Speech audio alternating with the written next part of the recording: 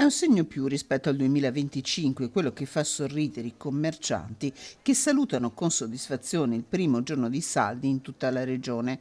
Toccate, ma al rialzo, le cifre di spesa per le famiglie venete che dovrebbero arrivare ai 135 euro pro capite. Sta andando abbastanza bene, diciamo che siamo contenti per il meteo. Abbiamo i primi dati dei colleghi che danno un più 0, quindi è sempre un più davanti, un dato molto cauto. Diciamo che dopo una stagione molto molto difficile per l'abbigliamento vediamo un po' di arrivare a valle con dei saldi. Se i saldi ufficiali sono partiti in queste ore, da dopo Natale avevano preso il via le vendite promozionali che fanno togliere alla categoria un sassolino dalle scarpe. Purtroppo abbiamo questo divieto di promozioni 30 giorni prima dei saldi che non viene rispettato, non viene neanche controllato, quindi avevamo già chiesto all'ex assessore marcato la rimozione, l'abbiamo ributtata, lo chiederemo anzi al neo assessore Bitonci per riformulare il commercio, riformulare un po' le regole dei saldi che sono molto